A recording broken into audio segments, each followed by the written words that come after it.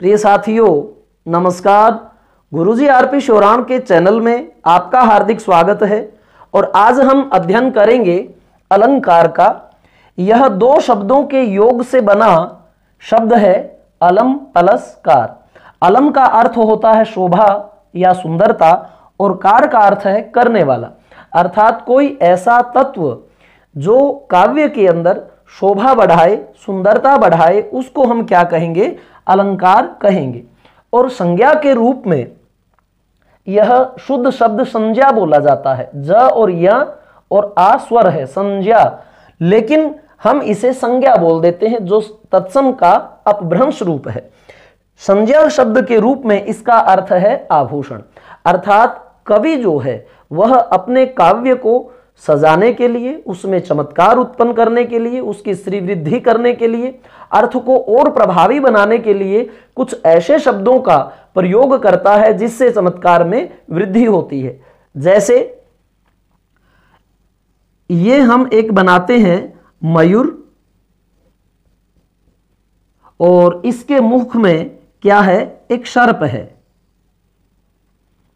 और जब मयूर के मुख में सर्प है, उसी समय एक बादल जो है उसी समय आके गरजता है। और जब ये बादल आकर के गरजता है तो मयूर मुख से एक ध्वनि विशेष निकालता है पीहू पीहू की, और ये जो सर्प है मुख से निकल जाता है। अब इसी चीज को सजावट के लिए या इसमें चमत्कार पैदा करने के लिए कवि जो है इन सब के एक ऐसे पर्यायवाची को ले लेता है जो इन सब के अर्थ को अपने में समेटे हुए हो। जैसे मयूर को भी क्या कहते हैं? सारंग कहते हैं। सांप को भी क्या कहते हैं? सारंग कहते हैं। ये पर्यायवाची शब्द हैं इनके। और बादल को भी क्या कहते हैं? सारंग कहते हैं। और ये जो एक शब्द विशेष पीहू पीहू बोलता है, संस्कृत में कहते हैं वो सारंग सारंग, इस प्रकार से ध्वनि उच्चारित करता है, तो इस शब्द विशेष को भी क्या कहेंगे? सारंग कहेंगे। तो इस प्रकार कवि ने पर्यायवाची शब्द लेकर के क्या कहा कि सारंग ने सारंग गयो तो सारंग बोल्यो आए, जो सारंग सारंग सारंग कहे तो सारंग निक्षो जाए। सारंग ने सारंग गयो, इस मयूर ने सांप को पकड़ लिया तो सारंग बोल्यो आए, बादल आकर के बोल पड़ा। जो ये सारंग अर्थात मयूर सारंग सारंग कहे, वो शब्द विशेष निकाले तो ये सारंग जो है छूट जाएगा। तो इस प्रकार से देखिए यहां शब्दों के माध्यम से, अर्थ के माध्यम से किस प्रकार से चमत्कार किया गया है। यहां ये जो चमत्कार है वो शब्द विशेष पर आधारित है। कैसे है? यदि आप कह दें मयूर ने सांप को पकड़ा तो बादल आकर के बोला, और वो जब पीहू पीहू करने लगा तो सांप छूट गया। यहां अर्थ में कोई चमत्कार नहीं है। चमत्कार किसके कारण है? सिर्फ इस शब्द विशेष के कारण। अगर आपने कहीं भी शब्द को बदल दिया तो चमत्कार खत्म हो जाएगा, लेकिन अर्थ में कोई परिवर्तन नहीं होता।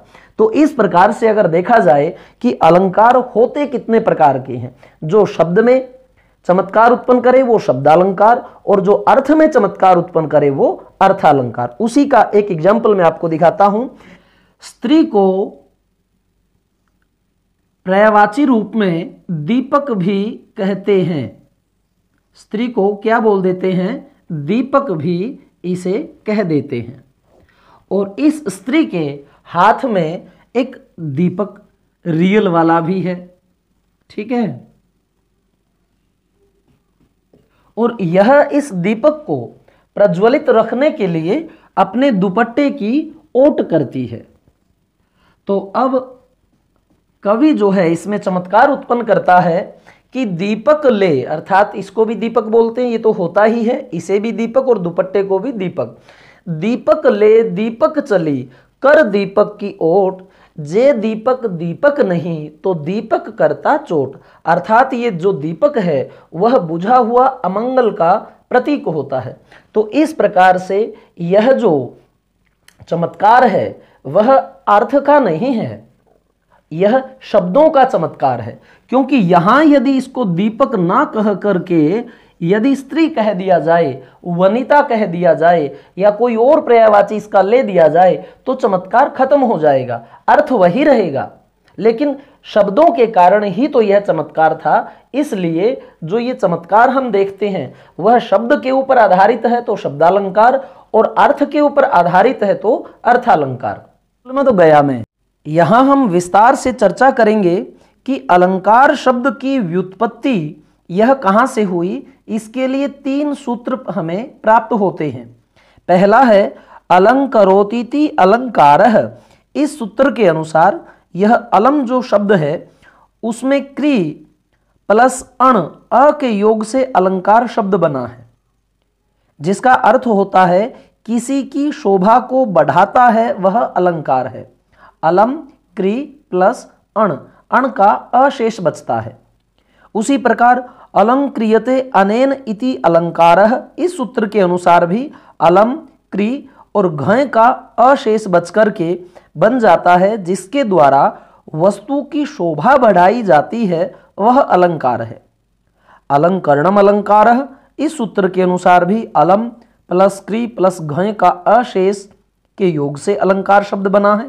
आभूषण ही अलंकार है, लेकिन उपर्युक्त तीनों सूत्रों में से मुख्यतः अलंक्रियते अनेन इति अलंकारः सूत्र को ही विद्वानों के द्वारा अधिक मान्य किया जाता है। दूसरे वाला अर्थात जिसके द्वारा वस्तु की शोभा बढ़ाई जाती है वह अलंकार है। यदि हम बात करें अलंकार की परिभाषा की तो देखिए, यह प्रत्येक एग्जाम में पूछा जाता है। काव्यादर्शकार आचार्य दंडी के अनुसार तो पहले आपको इन रचनाओं के नाम की भी जो ट्रिक है वह हम बनाते चलेंगे। काव्यादर्श किसने लिखा? आचार्य दंडी ने।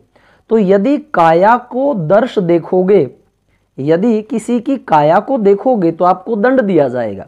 इस प्रकार से आप यह नाम याद रखें। आगे इन्होंने कहा कि काव्य शोभाकरान धर्मान अलंकारान प्रचक्षते।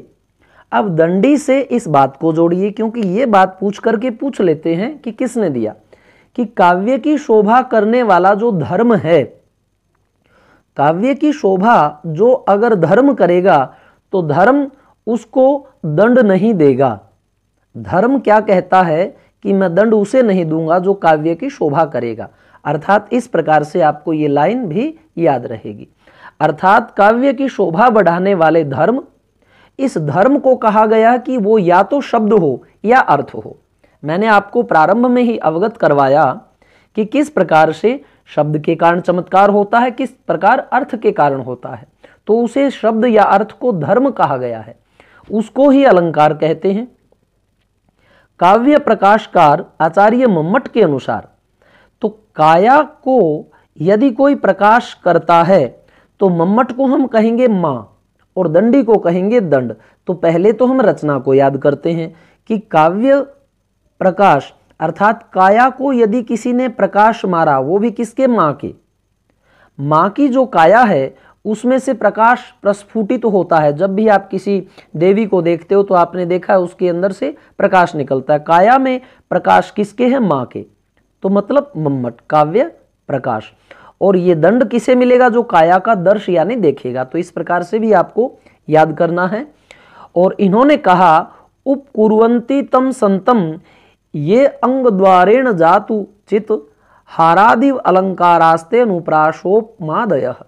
अर्थात जो पूर्व से विद्यमान रस को, अर्थात पहले से उसमें क्या हो? रस हो, कभी कभी शब्दार्थ रूप में अर्थात शब्दों के रूप में काव्य अंगों द्वारा उपकृत करते हैं, वे ही अनुप्रास उपमा आदि अलंकार कटक कुंडल हार की आदि की तरह होते हैं।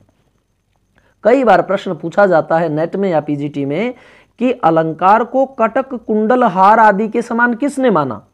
तो देखिए, कटक कुंडल हार कौन पहनता है? हमारी मां पहनती है। तो मम्मट ने ये इसके बारे में कहा। और यदि आ जाए हारा आदि अलंकार, हार आदि अलंकार, ये आपको पकड़ लेना है या ये शब्द पढ़ लो, उपकुर्वन्ति, उपकार कौन करती है? मां। हार आदि अलंकार कौन पहनती है? मां। तो इस प्रकार से यह उक्ति भी पूछी जाती है। इस चीज को आप मिस ना करें। उसके बाद में देखिए आगे है काव्यालंकार सूत्र वृत्तिकार आचार्य वामन के अनुसार। तो वामन ने गुणों के ऊपर बड़ा प्रकाश डाला। तो वामन को हम क्या कहेंगे? वमन। वमन किसे कहते हैं? वोमिट को। आप इंग्लिश में इसको अच्छी प्रकार से जान जाएंगे। वमन और वामन किसे कहते हैं, बोने को भी कह देते हैं।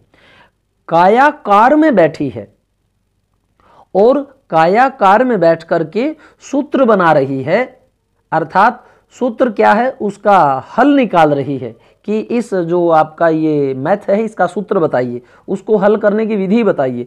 कायाकार में बैठी है लेकिन सूत्रों पर विचार कर रही है, तो उसी समय उसे क्या हो जाती है, वमन आ जाती है, वोमिट आ जाती है, क आ जाती है। इस प्रकार से आपको देखेंगे कि कार में बैठी काया यदि ज्यादा सूत्र बनाएगी तो उसे वोमिट भी हो जाएगी, उबकाई भी आ जाएगी। यह कहता है कि काव्य शोभायाः कर्तारो धर्मः गुणः तद अतिशय हेत सत्वलंकारः। तो इसका अर्थ हुआ, अर्थात काव्य की शोभा में, काव्य शोभाया, काव्य की शोभा में वृद्धि करने वाले कौन, धर्म गुण कहलाते हैं। काव्य की शोभा में वृद्धि कौन करते हैं, वो जो धर्म है वो गुण कहलाते हैं। और उनकी जो अतिशय हेत, यानी कि उनकी जो अतिशयता है, तत् अतिशय हेत सत्व अलंकार है, उनकी जो अतिशयता है अर्थात अत्यधिक प्रयोग है वह अलंकार है। दूसरे शब्दों में गुण जो हैं वो काव्य के शोभा कारक हैं तथा अलंकार उसके उत्कर्ष के हेतु हैं। यह थोड़ी सी बात कहते हैं कि गुण तो काव्य के शोभा कारक हैं, लेकिन अलंकार जो हैं उसके उत्कर्ष के, उसको और ज्यादा बढ़ा चढ़ा करके दिखा देते हैं। तो ये जो तीनों परिभाषाएं आपने देखी, परिभाषाएं हम 5-7 करेंगे और वो 100% जो है इन टेस्टों में पूछी जाती है। लेकिन जो विद्यार्थी 9वीं 10वीं या 11वीं 12वीं के उनके सिलेबस में अगर अलंकार लगा है तो वो इस चीज को थोड़ा सा ध्यान से पढ़ें तो अच्छा है, और थोड़ा छोड़ दें तो इसको अच्छा है, स्किप करके आगे निकल जाएं, क्योंकि आगे आपको अलंकारों के ढेरों उदाहरण मिलेंगे। लेकिन यह उन विद्यार्थियों के लिए जो ज्यादा सारगर्भित पढ़ना चाहते हैं मैं बनाना आवश्यक समझता हूं। तो दोबारा से एक बार देख लीजिए कि काव्य की शोभा करने वाले जो धर्म हैं, अर्थात मैं उसे दंड नहीं दूंगा जो धर्म निभाएगा कि काव्य की शोभा करेगा, ये दंडी, और काया को जो देखेगा उसे दंड मिलेगा। और काया में प्रकाश किसके, माँ के, और माँ क्या करती है, उपकार करती है। और हार आदि जो है वह भी हमारी माँ पहनती है। तो इनकी जो है आप ध्यान से अध्ययन करें। और ये जो वमन है ये कायाकार में है और सूत्रों पर विचार कर रही है, तो वमन आया। और यह कहते हैं कि काव्य की शोभा बढ़ाने वाले जो धर्म गुण, यहां भी धर्म नाम है, यहां भी धर्म, लेकिन धर्म के साथ जब गुण मिल जाए, धर्म का क्या गुण नहीं है, वमन करना, तो इस तरह से आप इसको अटैच करके चलें, नहीं तो यह नंबर जो है हमारे कटवा सकता है। आगे देखें, यहां यदि ये कह दिया जाए कि गुणों को काव्य की शोभा कारक किसने कहा, तो वामन ने कहा, अर्थात काव्य की शोभा के कारक गुण, और उनको जो बढ़ाता है, उनका जो उत्कर्ष करता है वह अलंकार। आगे देखें, साहित्य दर्पणकार आचार्य विश्वनाथ के अनुसार, अब यहां पर इस विश्वनाथ जी को और साहित्य दर्पण को हम जोड़ते हैं। सही जो दर्पण है उसी में आपको विश्व दिखाई देगा, या जो विश्व के नाथ हैं वो कहां दिखाई देंगे, सही दर्पण में। ये आपको रचना याद हुई। अब देखिए, शब्दार्थ योर स्थिरा ये धर्मा शोभातिशायिनः रसादि नुपुर्वन्तो अलंकारास्त्यंगादिवत, अर्थात अलंकार काव्य शब्दार्थ के अस्थिर धर्म है। इन्होंने क्या कहा, शब्द और अर्थ के अस्थिर धर्म है कौन, अलंकार। ये केवल शोभातिशायी हैं, अर्थात शोभा को बढ़ाने वाले हैं केवल, और उसी प्रकार कविता रूपी कामिनी के शरीर की शोभा बढ़ाते हैं, जिस प्रकार कटक कुंडल हार आदि आभूषण कामिनी के शरीर की शोभा बढ़ाते हैं। यहां देखिए, शब्द अर्थ स्थिर, अस्थिर है, शब्द अर्थ अस्थिर अगर हो जाए तो विश्व जो है वो डावाडोल हो जाएगा। अर्थात ये आप इस तरह याद कर सकते हैं कि शब्द अर्थ अगर अस्थिर हो जाए तो पूरा विश्व ही डावाडोल हो जाएगा। ये बात इन्होंने कही थी। और ये जो कामिनी के शरीर की शोभा बढ़ाते हैं हार कुंडल आदि की तरह, वह भी आप देख रहे हैं कि विश्व की प्रत्येक कामिनी अपने शरीर की शोभा बढ़ा रही है, अर्थात विश्वनाथ जी ने ये बात कही है। तो इस प्रकार से हमने 4 जो ये परिभाषाएं हैं वो देखी। कुछ और देखिए, अभी नेट के एग्जाम में ये पूछा गया था कि चंद्रालोककार आचार्य पीयूष वर्ष जयदेव के अनुसार, पहले ये रचना याद करते हैं, जय हो देव आपकी, क्योंकि आपने चांद और अन्य लोकों को बनाया है। चंद्रालोक के रचनाकार कौन है? पीयूष वर्ष जयदेव। जय हो देवता आपकी कि आपने चंद्रमा आदि लोकों को रचित किया। अंगीकरोति यह काव्यम शब्दार्थ अनवलंकृति असौ न मन्यते कस्माद अनुषणम अलंकृति। अर्थात जो व्यक्ति अलंकारों के बिना काव्य को मान्यता प्रदान करता है वह आग को भी शीतल कह सकता है, अर्थात अलंकार युक्त रचना ही काव्य है। यह कट्टर समर्थक हैं अलंकारों के। तो आपको याद करना है कि अंगीकरोति अपने अंग में कर लेता है कौन? जयदेव। जय हो देव की आप सभी को अंगीकरोति यानी स्वीकार कर लेते हैं। तो यह बात उसने कही। और एक बात यह कहते हैं कि आग को भी शीतल कह सकता है जो व्यक्ति अलंकारों को स्वीकृति प्रदान नहीं करता। ये बात किसने की थी? तो आग को भी शीतल कौन कर सकता है? ऐसे जयदेव को हम नमस्कार करते हैं। यह पीजीटी के लिए, टीजीटी के लिए, अन्य एग्जामों के लिए इतने महत्वपूर्ण प्रश्न है कि इनको पढ़ते हुए हम इनकी ट्रिक बनाना भूल जाते हैं। तो ध्यान से आप देखिए, आग को भी शीतल कौन कर सकता है? ऐसे देव को नमस्कार है। इन्होंने पूरा तरह से इसका समर्थन किया। अग्नि पुराण के अनुसार यह कहते हैं अलंकार रहिता विधवेव सरस्वती, अर्थात अलंकारों से रहित सरस्वती। सरस्वती काव्य का सिनोनियम है। सरस्वती विधवा की तरह होती है। यहाँ अलंकार से तात्पर्य अर्थालंकार से ग्रहण किया गया है, अर्थात अर्थ के अंदर यदि कोई चमत्कार नहीं है तो फिर काव्य जो है वह बेकार है, विधवा की भांति वो है। ये बात किसने कही? अग्नि पुराण के रचयिता ने। कि विधवा किसने माना? अग्नि पुराण का जो रचयिता है वह इसको विधवा मानता है। पहले जो विधवा होती थी उसे अग्नि के समर्पित कर देते थे, सती हो जाती थी। तो ये आप जो है विधवा वाली बात अग्नि से जोड़ सकते हैं। उसके बाद में है काव्यालंकारकार आचार्य भामह के अनुसार एक वामन आया था, काव्य अलंकार सूत्र था उसमें नाम, लेकिन यह कहता है कि काया जो है वह कार में है। किसकी काया कार में है? भामह, मतलब हम हमारी जो काया है वह कार में बैठी है।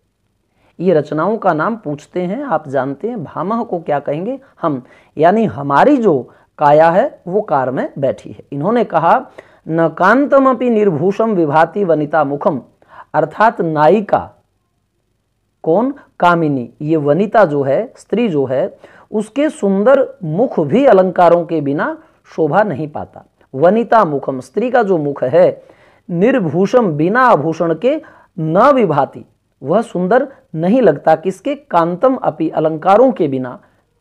तो इन्होंने भी बिल्कुल कट्टरता अपनी दिखाई।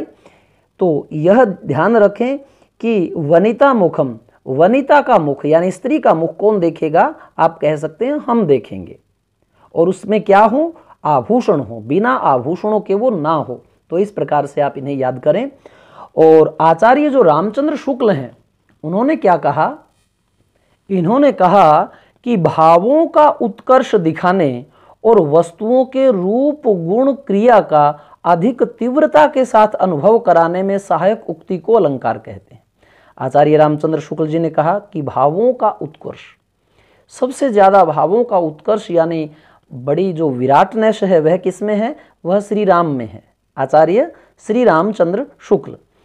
और इन्होंने कहा, डॉक्टर रामकुमार वर्मा ने, इनका भी पीछे केवीएस पीजीटी में आया हुआ था कि अलंकारों के प्रयोग से भाषा और भावों की नग्नता दूर होकर, अर्थात अलंकारों के प्रयोग से भाषा जो है उसके भाव और उनकी जो अद्भुतता है उसकी नग्नता दूर होकर उसमें सौंदर्य और सुषमा की सृष्टि होती है। भाव और भाषा की नग्नता दूर हो जाती है किससे? अलंकार से। और उससे होता क्या है? सौंदर्य और जो सुषमा है, उसकी गरिमा है, उसकी सृष्टि होती है। यह किसने कहा? रामकुमार वर्मा ने। कि राम जब कुमार यानी कुंवारे थे ये, या कुमार थे जब राजा नहीं बने थे, तब यह कहते हैं कि भाषा और भावों की नग्नता किससे दूर हो जाएगी? अलंकारों से। और उसमें सौंदर्य और सुषमा की सृष्टि होगी। ये आप ध्यान रखें। कैसे भी? सुमित्रानंदन पंत, इसमें नाम आया है मित्र। आप कहें कि हमारे मित्र ने क्या कहा? अलंकार केवल वाणी की सजावट के लिए नहीं है। ये कौन कहता है? मित्र हमारा, अर्थात सुमित्रानंदन पंत, कि वो वाणी की सजावट के लिए नहीं, फिर क्या है? वे भाव की अभिव्यक्ति के विशेष द्वार हैं। भाषा की पुष्टि के लिए राग की परिपूर्णता के लिए आवश्यक उपादान हैं। वस्तुतः काव्य शरीर को सजाने के लिए अलंकार गहनों का प्रयोग अपेक्षित है। यह भी कहते हैं कि यह जरूरी है अलंकारों का प्रयोग। इससे ये है क्या, भाव की अभिव्यक्ति के विशेष द्वार, अर्थात जो भाव है उसको विशेष तौर से यह प्रखर करते हैं। यह किसने कहा, हमारे मित्र ने। आगे देखिए, कवि पद्माकर कहते हैं, शब्दहूं ते कहूं, अर्थ ते कहूं, दूहूं ते उर आनी, अभिप्राय जिहि भांति जहे अलंकार सो मानी। अब ये पद्माकर जी ने जो बात कही वह देखिए, शब्द हूं कहूं, मैं शब्द भी कहूं, मैं अर्थ भी कहूं, ठीक है। इस प्रकार से आप क्या है, यह पद्माकर, अब इसको आप इस तरह से जोड़ लीजिए कि शब्द से भी कह रहा है, अर्थ से भी कह रहा है, और ये जो नाम है इसको आप कैसे भी इसकी एडिटिंग कीजिए। अर्थात शब्द और अर्थ हृदय से अपेक्षित अभिप्राय को व्यक्त करने वाले तत्व अलंकार हैं। हृदय से अपेक्षित है, ये जरूरी है, उस अभिप्राय को ये व्यक्त करते हैं। किसके अभिप्राय को, शब्द और अर्थ। शब्द और अर्थ हृदय से अपेक्षित अभिप्राय को व्यक्त करते हैं, यानी हमारे हृदय से जो वांटेड भाव है उसको बढ़ाते हैं, शब्द को भी और उस अर्थ को भी। ये तत्व अलंकार हैं, पद्माकर ने कहा। और उसके बाद हिंदी के अलंकारवादी आचार्य केशवदास के अनुसार, केश होता है बाल, बाल भी जो अच्छे अच्छे आप बनाते हैं वो भी अलंकार का काम करते हैं। कई बार पूछ लेते हैं ये केशव किस प्रकार के आचार्य थे, तो आप कहेंगे अलंकारवादी आचार्य थे। इन्होंने कहा, जदपि सुजाति सुलक्षणी, सुबरन सरस सुवृत, भूषण बिनु न बिराज ही, कविता बनिता मित।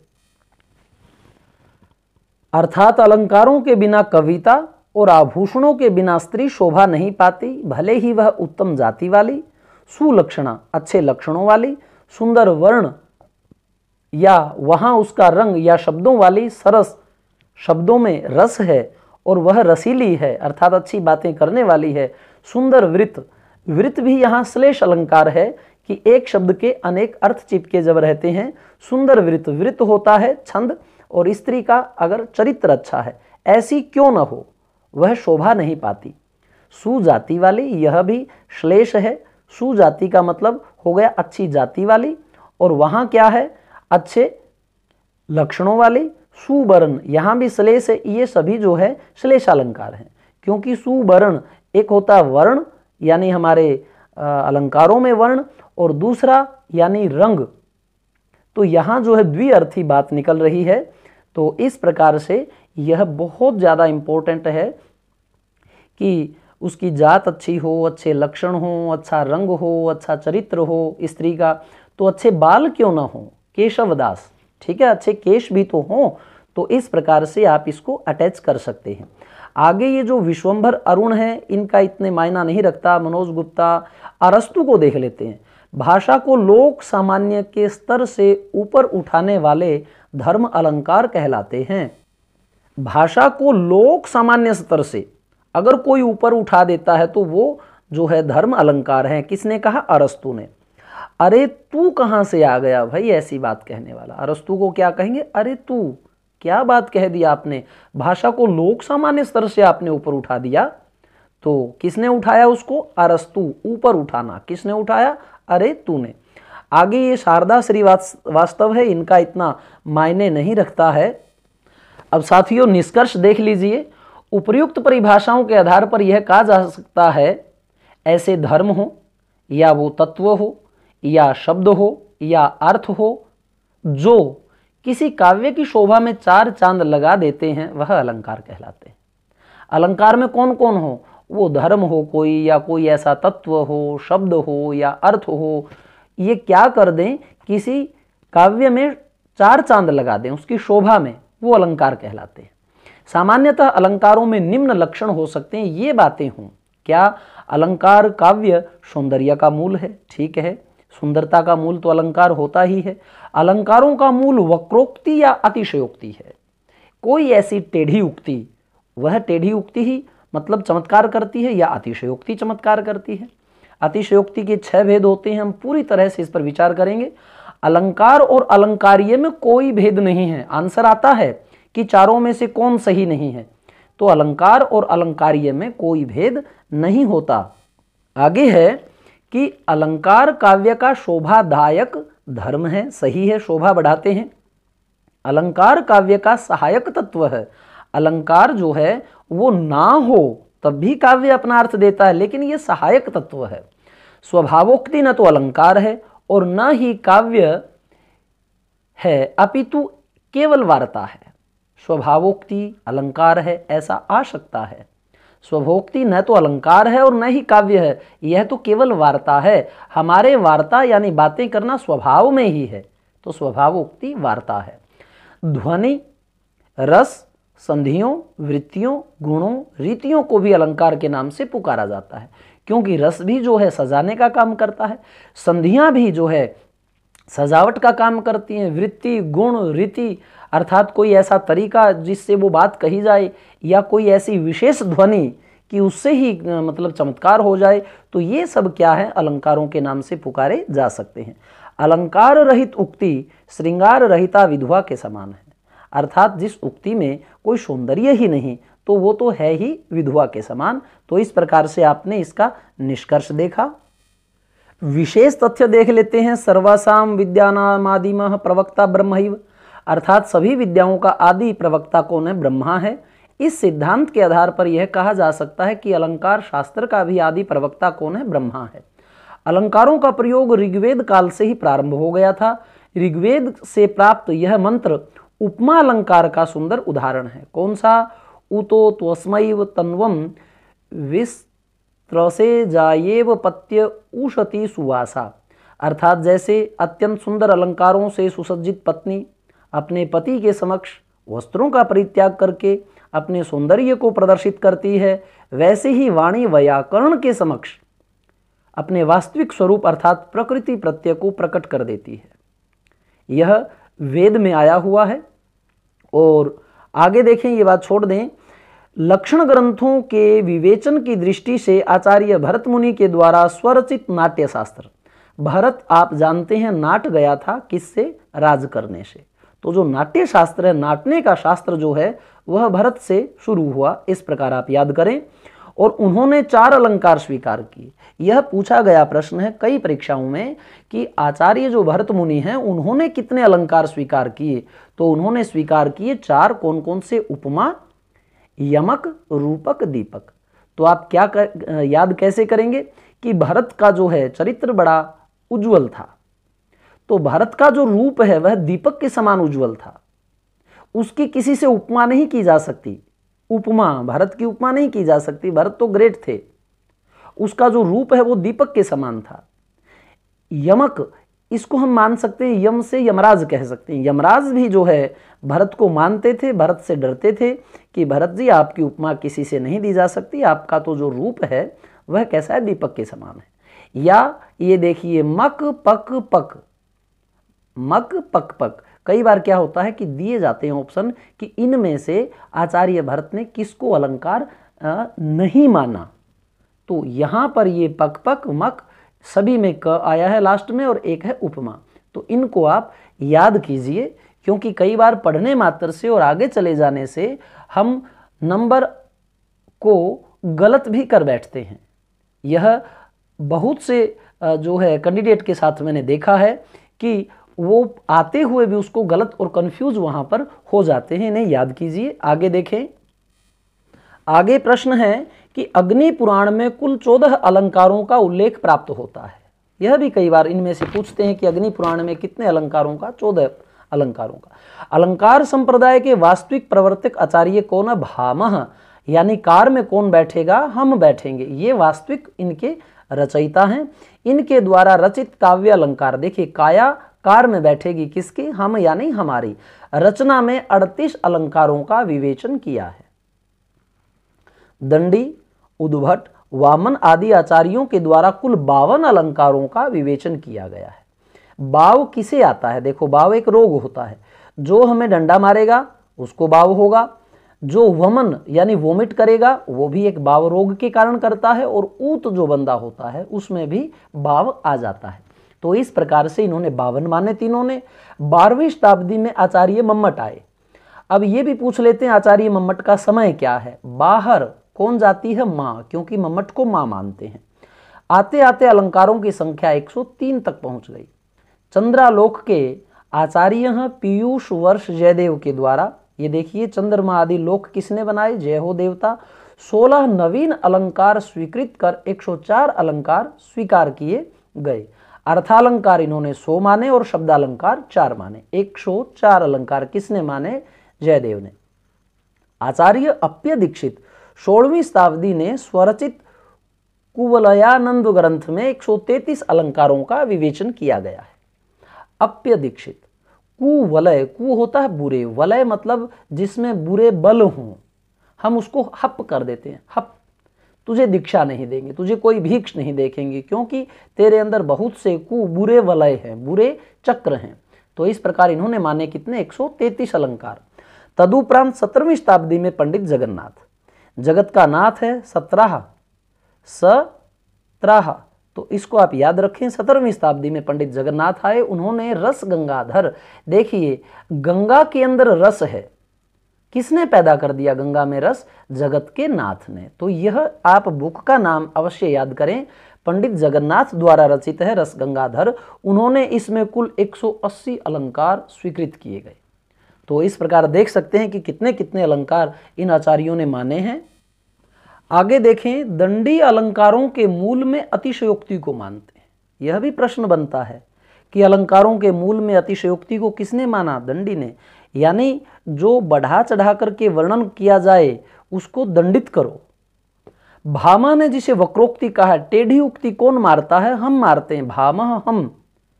दंडी ने उसे अतिशयोक्ति कहा है। अतिशयोक्ति अगर करोगे तो आपको डंडे से मारा जाएगा। टेढ़ी उक्ति को अलंकार किसने कह दिया? भामा ने। आचार्य कुंतक ने वक्रोक्ति और स्वभावोक्ति को भिन्न भिन्न मानकर, कुंतक भी हुए, उन्होंने वक्रोक्ति को और स्वभावोक्ति को अलंकार नहीं माना था, एक वार्ता माना था, को भिन्न भिन्न मानकर वक्रोक्ति को अलंकार और स्वभावोक्ति को अलंकार्य माना है। इनके अनुसार वक्रोक्ति अलंकार का मूल है, टेढ़ी उक्ति जो है वह अलंकार का मूल है। यानी तभी तो चमत्कार होता है जब कोई टेढ़ी बात मारता है। यही वक्रोक्ति काव्य की आत्मा है। वक्रोक्ति को काव्य की आत्मा किसने माना? यह माना कुंतक ने। कुंतक अर्थात ये कुंतक से आप कुंती भी कह सकते हैं। कुंती ने भी जो है किसको? कर्ण को छोड़ दिया था, उसके ऊपर टेढ़ी उक्ति जो है हो गई थी। या इसको आप कुछ भी ऐसा कहिए कि वक्रोक्ति जो है इससे जुड़ जाए। आचार्य रुद्रट ने कुल 66 अलंकार मानकर उनको 4 भागों में विभाजित कर दिया।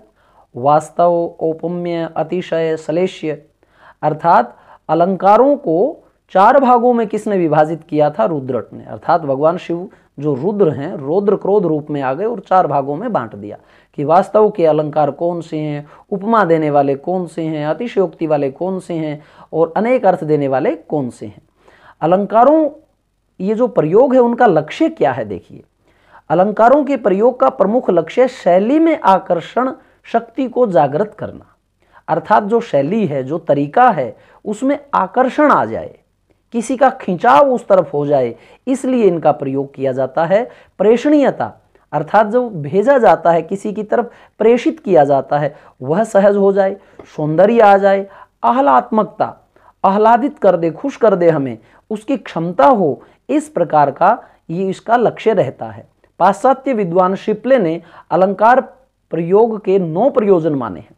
ये शिपले भी पाश्चात्य विद्वान है, इसने कहा कि 9 प्रकार से प्रयोग होता है। विषय का स्पष्टीकरण करने के लिए अलंकार का प्रयोग करते हैं, सादृश्य प्रस्तुत करना अर्थात उसी के समान किसी दूसरे को दिखाने के लिए, शक्ति दिखाना, सजीवता दिखाना, सहचर्य जगाना, हास्य उत्पन्न करना, अलंकृत करना, सौंदर्य और विशिष्ट में सामान्यता का प्रदर्शन। तो इस प्रकार से जो है यह अलंकारों के बारे में आपने पढ़ा। प्रिय साथियों, हमने आज के इस चैप्टर में अलंकारों की परिभाषाएं पाश्चात्य के दृष्टिकोण से भी और आधुनिक आचार्यों के दृष्टिकोण से भी हमने की, और इसकी जो विशेष जानकारियां थी वह भी हमने इसमें जुटाई। अगला जो अंक है उसमें हम सभी अलंकारों का जो है वर्णन करने की मैं कोशिश करूंगा पूरी एक वीडियो में ही, ज़्यादा कर देता दोनों तो ज़्यादा फिर आप भी उसमें बोर हो जाते। तो आपको क्या करना है, गुरुजी आरपी शोराण जो अपना चैनल है उसे डबल क्लिक करेंगे, वहां आपको तीसरे नंबर के ऊपर ये प्ले लिस्ट का ऑप्शन दिखाई देगा। जब आप इस पे क्लिक करेंगे तो एक लिस्ट आपके सामने खुल जाएगी। वहां से आप जो है हिंदी व्याकरण का जब ऑप्शन देखेंगे वहां पर आपको मेरे सभी वीडियो जो है वह व्यवस्थित तरीके से आपको मिल जाएंगे। हिंदी व्याकरण आइकन जो है आपको वह देखना है गुरुजी आरपी शोराण का। अगर आपको चैनल अच्छा लगता है तो इसे सब्सक्राइब कीजिए, हमारा मार्गदर्शन भी कीजिए। अगर कोई त्रुटि है तो उसका सुधार भी करेंगे, क्योंकि अपने आप में कोई संपूर्ण नहीं होता है। और आप व्यवस्थित तरीके से हमसे जुड़िए। मैं जीके जो है वह भी ट्रिक के माध्यम से करवा रहा हूँ, हरियाणा जीके भी है, इंडिया वाली भी, और कुछ संस्कृत के लेसन भी आपको उसमें मिलेंगे। तो आपको जो है मैं आभार व्यक्त करता हूँ आपका इतना समय हमारे चैनल को देने के लिए। धन्यवाद।